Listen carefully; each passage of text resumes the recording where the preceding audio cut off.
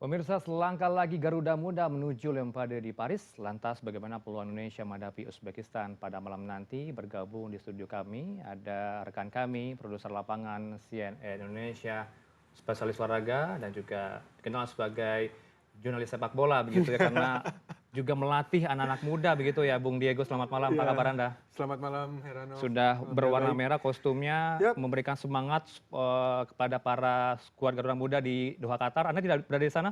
enggak, sayang sekali saya harus mendukung skuad Garuda Muda dari Indonesia saja Ya, Bung kali ini. Diego, ini kan tidak ada yang menyangka termasuk PSSI. Betul. Hingga titik sekarang saat ini kita sudah melangkah jauh. Anda melihatnya perjalanan dari babak penyisihan hingga perempat final, hingga malam ini semifinal seperti apa? Ya, ini merupakan hari yang bersejarah ya buat sepak bola Indonesia karena untuk pertama kalinya kita ikut di Piala Asia U23 lalu kemudian kita bisa langsung Ya. menuju ke semifinal sekaligus menjaga asa menuju ke Olimpiade Paris 2024. Dan tentunya ada proses yang panjang juga dilalui oleh anak-anak skuad Garuda Muda ini karena mereka berproses bukan hanya di timnas U23, beberapa dari mereka bahkan ikut dalam timnas senior, ada yang ikut di timnas U20 juga. Sehingga ada banyak sekali pengalaman-pengalaman yang mereka ambil, kemudian mereka bawa di timnas U23 ini, yang kemudian mereka tunjukkan di Piala Asia U23 ini, dan hasilnya ke semifinal untuk pertama kalinya, Heranov. Artinya regenerasi dari senior ke para junior itu turun ya ilmunya ke para skuad muda ini, Garuda Betul, Muda. karena praktis ketika Shin Tae-yong pertama kali masuk ke timnas Indonesia, dia melakukan potong generasi ketika itu. Jadi pemain-pemain yang masih muda ini sudah mengemban tugas senior yang begitu beratnya, dan di sisi positifnya mereka mendapatkan pengalaman untuk bermain melawan pemain-pemain yang usianya lebih tua dari mereka. Oke. Sehingga mereka mendapatkan pengalaman-pengalaman berharga tersebut. Praktis ketika mereka menghadapi pemain-pemain yang usianya lebih muda dari mereka, mereka tidak kalah mental atau kalah teknik gitu di lapangan. Artinya Sinteyong bisa mengatur strategi dari setiap kali pertandingan, 3 kali pertandingan babak penyisihan hingga ke perempat final, itu sudah sesuai ya apa yang diterapkan oleh STY kepada anak-anaknya. Ya, dan memang di babak penyisihan, mulai dari babak penyisihan sampai ke semifinal ini kita dapat melihat perkembangan anak-anak skuad Garuda Progresif begitu ya? progresif. Walaupun di pertandingan pertama melawan Qatar kita masih melihat lah mereka masih ada nervousnya, ada ketegangan di situ. Lalu kita bermain dengan pemain yang 2 orang di kartu merah, tapi kita masih terus melakukan perlawanan terhadap Qatar yang merupakan salah satu tim elit di Asia. Ini menunjukkan bagaimana kedewasaan mereka bermain, kedewasaan mental mereka ketika dihadapi situasi yang sulit seperti itu. Itu kan kita lihat dari skuad Garuda Muda ya, Bung Betul. Diego. Tapi kalau kita lihat dari tim yang berjuluk Serigala Putih dari babak penyisihan, kalau kita lihat sampai ke perempat final, tidak ada sama sekali kebobolan gol. Ini luar biasa sekali. Anda mencatatnya seperti apa? Ya, ini menunjukkan bahwa Uzbekistan ini merupakan kekuatan baru di circle elit sepak bola Asia. Ya. Mereka melakukan beberapa perubahan beberapa tahun terakhir ini dan inilah hasil yang mereka tunjukkan bahwa mereka memiliki kualitas-kualitas individu yang sangat bagus, mereka memiliki tim yang chemistry dan game model yang sangat progresif. Ini betul-betul mereka tunjukkan di Piala Asia U23 ini sehingga dari babak penyisihan sampai ke babak perempat final kemarin, mereka betul-betul menunjukkan kualitasnya sebagai sebuah tim kekuatan baru di Asia. Pemain-pemain ini bahkan saya mencatat di barisan penyerang setiap pertandingan itu selalu diganti Heranov.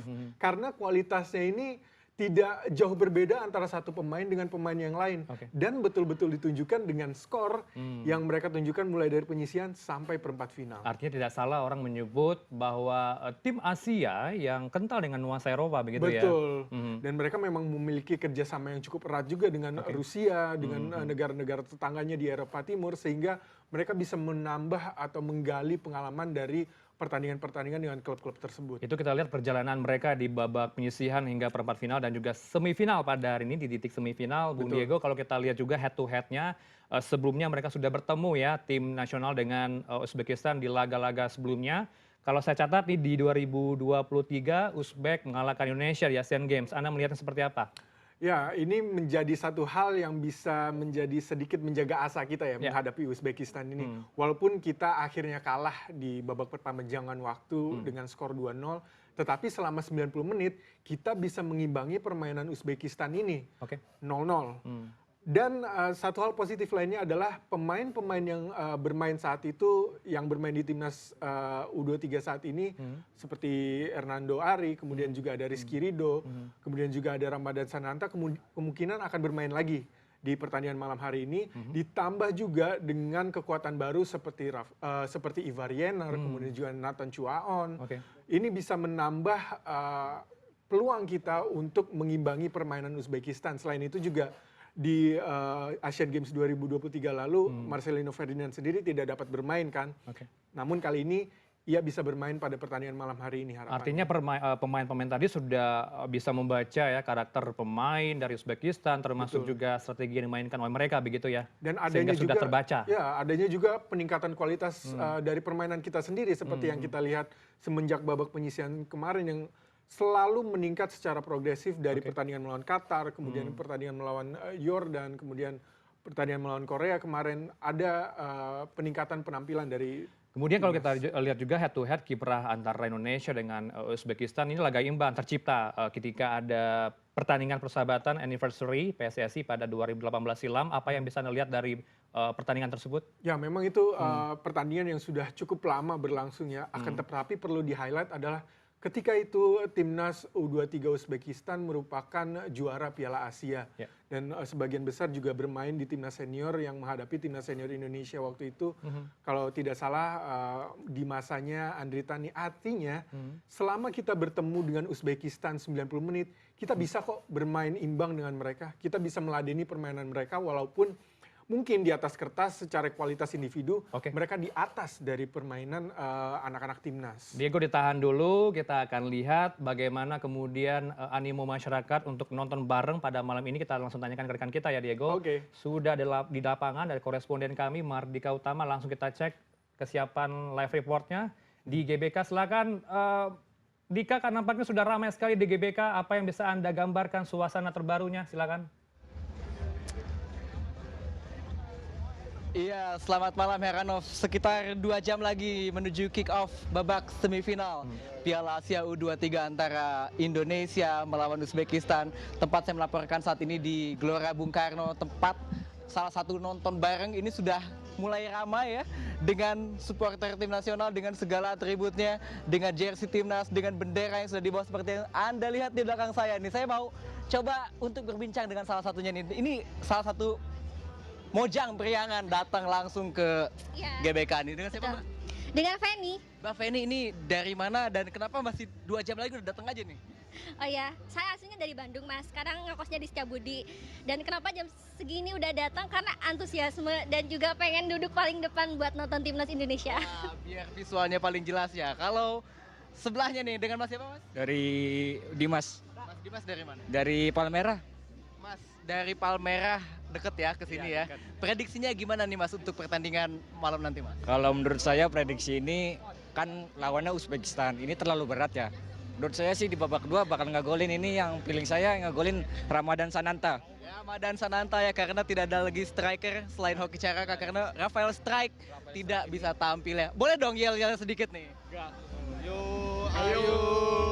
Ayo Indonesia, ku ingin kita harus menang. Heranov, itu tadi salah satu kemeriahan supporter tim nasional yang bersiap untuk nonton bareng laga semifinal melawan kemustahilan kontra Uzbekistan di babak semifinal. Kita sudah berkali-kali membuktikan bahwa meski di atas kertas Indonesia tidak diperhitungkan, tetapi kita sudah melaju sejauh ini menuju ke babak semifinal setelah mengalahkan Korea Selatan di babak perempat final yang sangat dramatis melalui drama adu penalti dengan skor akhir 11-10. Dan jika pertandingan pada pukul 9 malam nanti dimenangkan oleh skuad asuhan Shin Tae-yong, maka Indonesia secara otomatis akan lolos ke Olimpiade Paris 2024.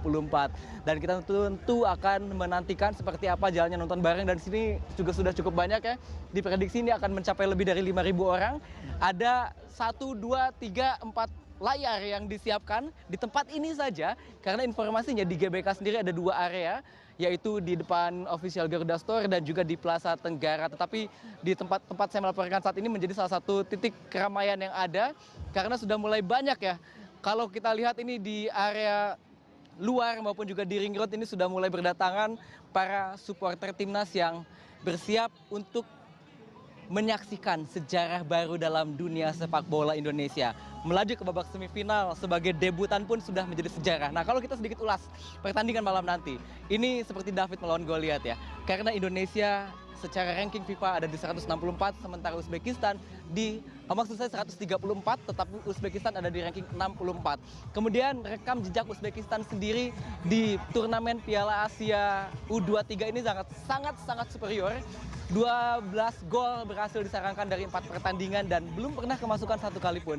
Sementara Indonesia sempat satu kali kalah oleh Qatar di pertandingan pertama 0-2 skornya pada saat itu, tetapi kemudian langkahnya menjadi sangat mulus dan bahkan melaju sejauh ini hingga babak semifinal dan menjawab semua keraguan-keraguan publik sepak bola baik di dalam negeri maupun juga di luar negeri, karena Indonesia nyatanya berhasil masuk meski dengan status sebagai debutan di turnamen hingga ke babak semifinal dan final tinggal selangkah lagi. Dan tentunya Olimpiade pun juga terbuka peluangnya jika malam ini berhasil. Seperti yang saya katakan tadi, satu tiket sudah dipastikan lolos ke Paris Olimpiade 2024. Tapi kemudian jika pun kalah, Indonesia masih punya kesempatan untuk bertanding lagi di perebutan juara ketiga. Karena juara, runner up, dan juga negara yang menempati posisi ketiga di Piala Asia U23 yang berlangsung di Qatar ini juga akan secara otomatis mendapatkan tiket ke Olimpiade Paris 2024. Tapi kemudian jikapun 3 opsi tadi tidak bisa dimaksimalkan, masih ada satu peluang lagi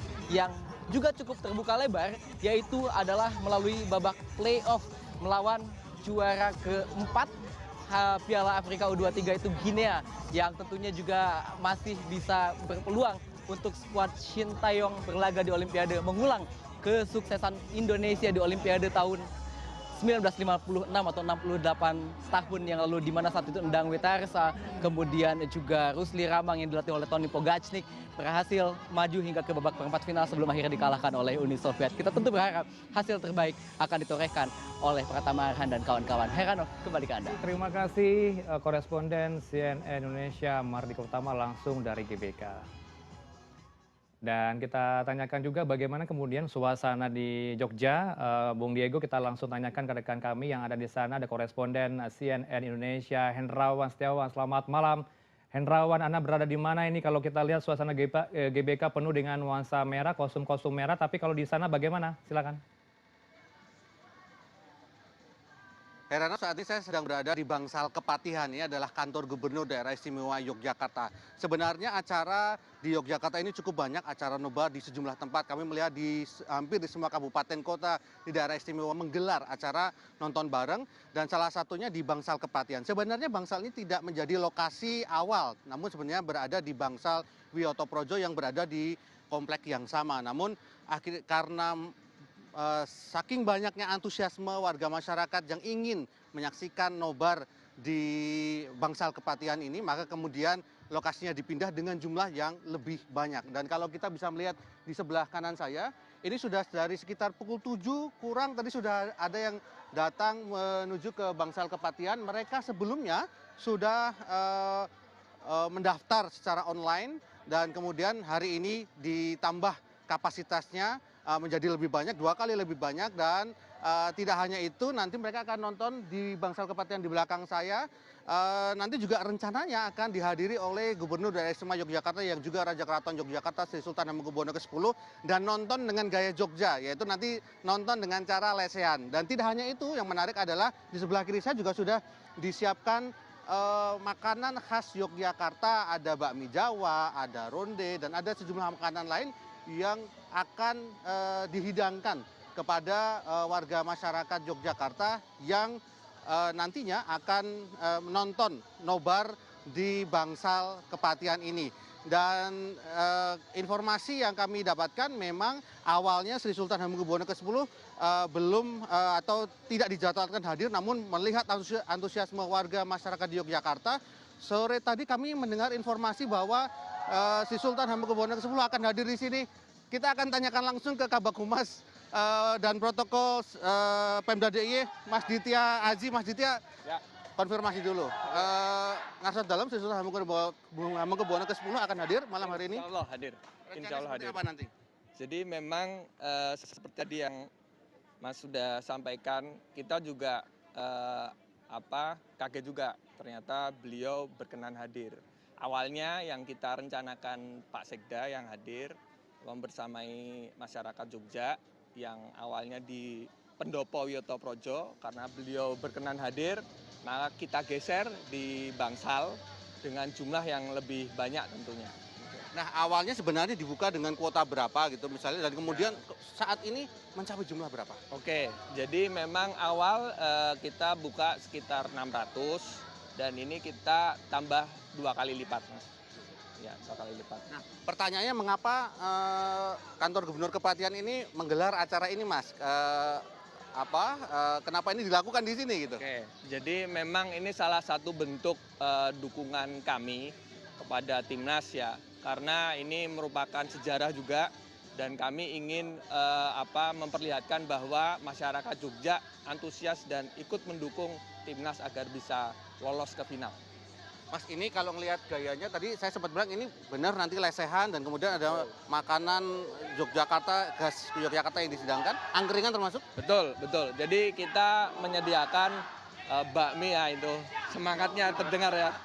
Jadi kita menyiapkan bakmi Jawa khas ya, bakmi godok, bakmi Jawa. Terus kemudian ada bakso dan angkringan. Angkringan itu nanti tentunya ada jahe, ada jeruk anget dan sebagainya. Mas, terakhir, kita yakin Indonesia pasti menang. Amin. Skornya berapa maksudnya?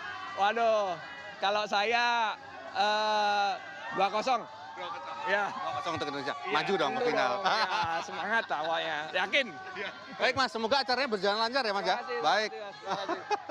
Itu tadi laporan kami dari Yogyakarta. Ini sudah ada kemeriahan penonton yang berada di Bangsal Kepatihan dan kita akan menunggu rencananya nanti Gubernur Daerah Istimewa Yogyakarta Sri Sultan Hamengkubuwono ke-10 akan sekitar pukul 8 lebih akan tiba di lokasi ini untuk nobar bersama warga masyarakat Yogyakarta yang nobar di Bangsal Kepatihan ini. Heranov. Waduh, saya sama Bung Diego di studio ingin makan juga tuh ya, bakmi Jawa, bakmi godok ya Diego ya, dan juga wedang jahe, sangat menggiurkan, ingin ke sana juga ke Bangsal. Terima kasih Hendrawan Setiawan langsung dari Jogja.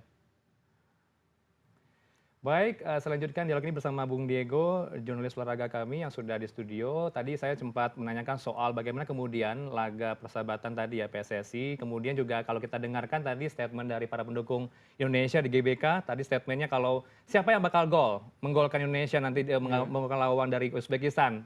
Sananta, Anda respon seperti apa Bung Diego? Ya, karena ini akan menjadi sesuatu yang dilematis bagi pelatih Shin Tae-yong ya, karena Rafael Strijk yang menjadi andalan di beberapa pertandingan terakhir tidak dapat bermain karena akumulasi kartu kuning.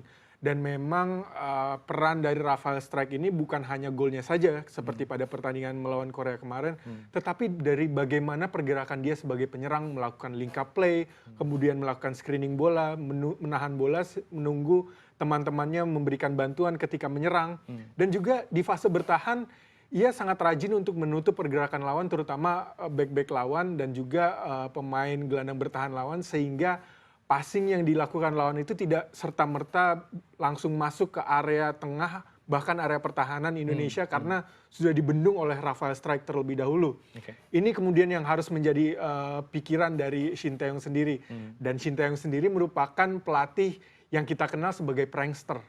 Kadang ia melakukan kejutan-kejutan dari pertandingan satu ke pertandingan berikutnya bergantung dari karakteristik lawannya. Dan apabila kita melihat di pertandingan ini, tergantung apa yang mau dia lakukan. Apakah ia ingin menampilkan pemain dengan tipe striker klasik seperti Ramadan Sananta, atau ingin striker yang bisa memainkan peran false nine seperti Witan Sulaiman yang mungkin agak-agak mirip dengan Rafael Strijk, bisa bermain mobile, kemudian juga dapat disiplin mengawal pertahanan di pressing di awal dibangunnya serangan lawan.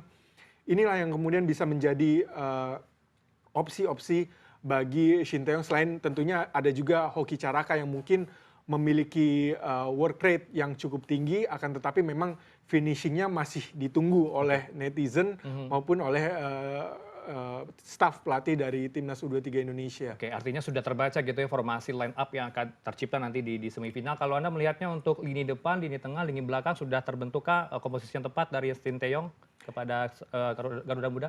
Ya, kemungkinan saya akan melihat Shin Tae-yong kembali menerapkan formasi 1-3-4-3 dengan perubahannya hanya tadi di Rafael Strike. Dan kemungkinan di posisi wingback kanan, apakah dia akan menggunakan Fajar Fatur Rahman yang karakteristiknya lebih menyerang, atau dia akan menggunakan Rio Fahmi yang lebih defensif.